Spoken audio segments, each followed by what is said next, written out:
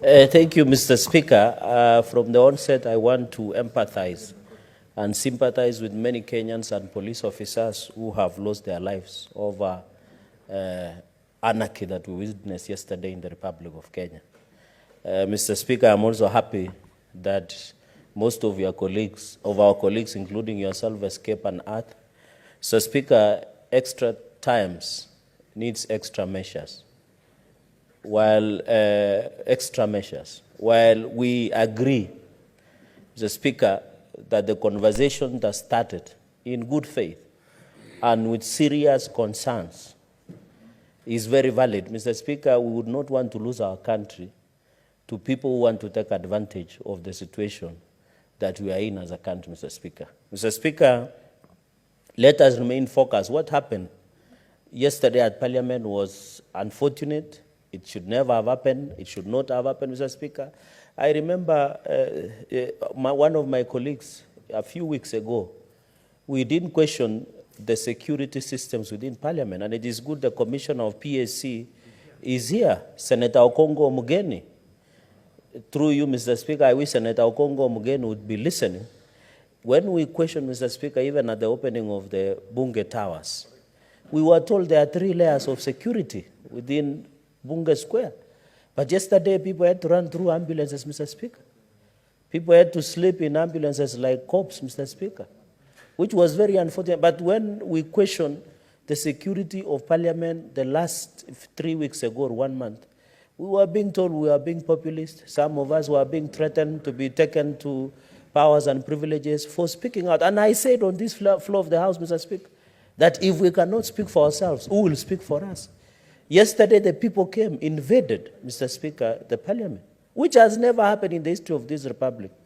So, Speaker, I shudder to think that if those young men and women would have accessed Parliament when we are in session, Mr. Speaker, they would not care who you are.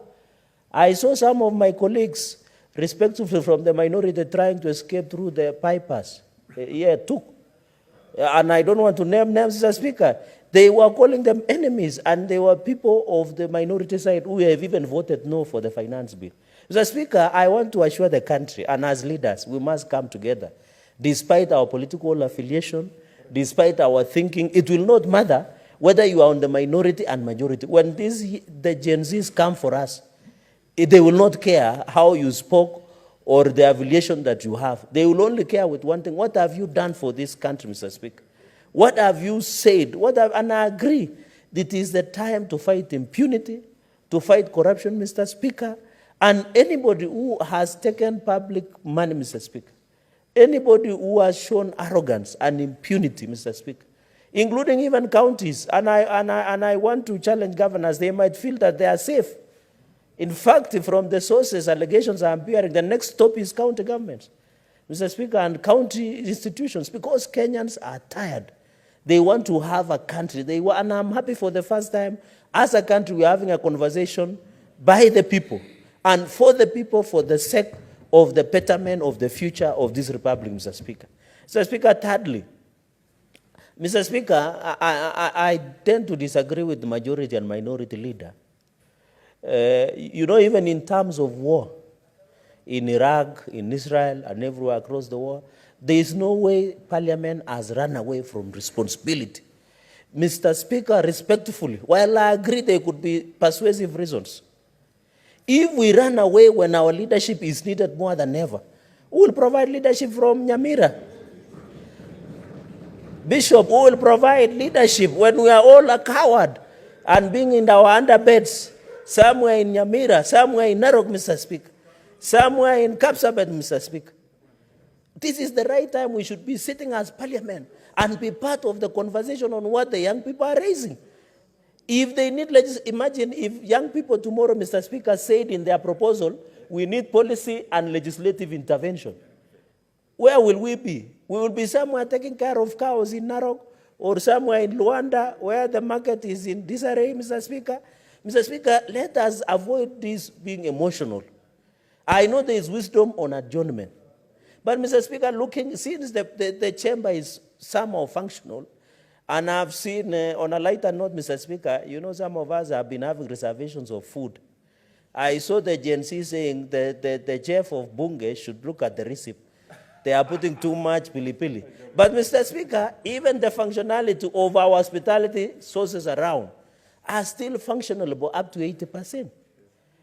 Even, and I know, although our staff also were affected, and we are with them in prayers and in thoughts. I know some of them were attacked in their offices, but we are praying with them through the clerk. But we are happy that they can get that courage. This is when leadership is needed. Mr. Speaker, if everybody closes, imagine judiciary today adjourns for 1 month, and you have had the Chief Justice saying we can even do extra hours in case there are people being brought to court. Judiciary has even said, let us sit beyond normal times. Mr. Speaker, executive is working beyond the normal time. Now Parliament, where we are the representatives of the people, Senator Ledama, where we are the representative of the people, are now going home to hide.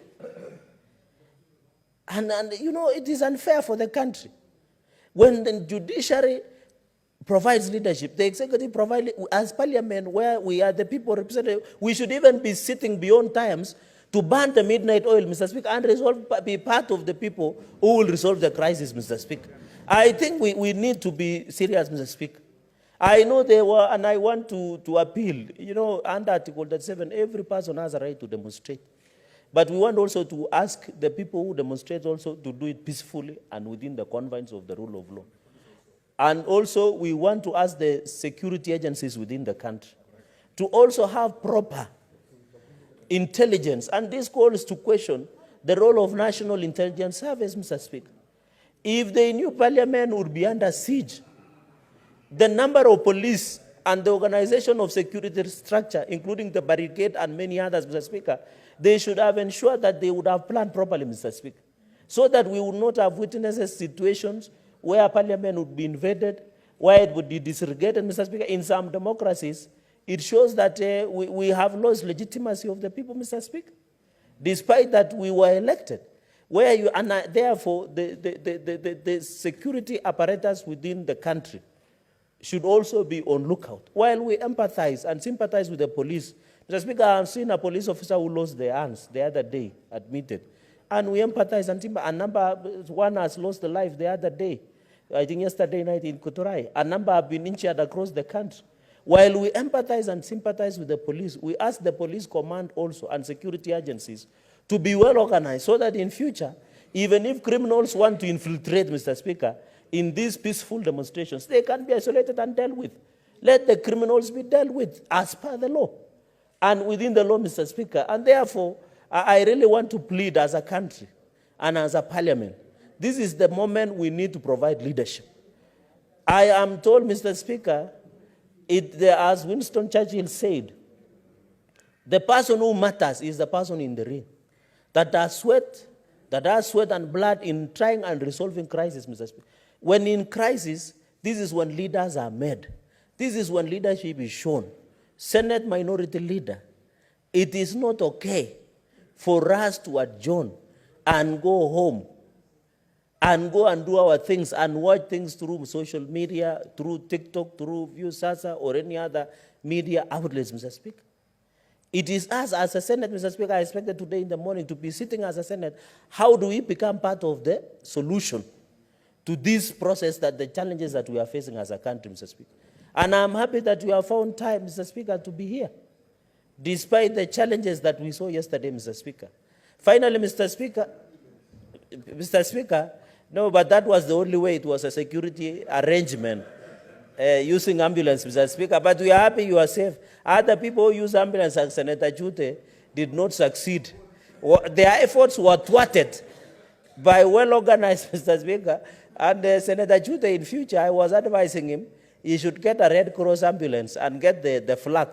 You know, those ones under the law, they cannot be stopped, and even demonstrators understand. And that is my advice to Senator Jute. Finally, Mr. Speaker, this is the right time as a country to engage into the going future.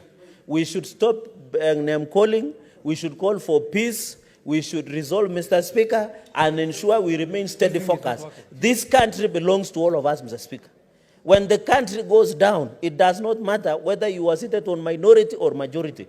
As a country, we must come together and resolve going into the future. With those very many remarks, Mr. Speaker, I oppose 101% against the adjournment motion. Let Parliament sit and provide leadership to the country and assist in moving the country forward. I thank you, Mr. Speaker.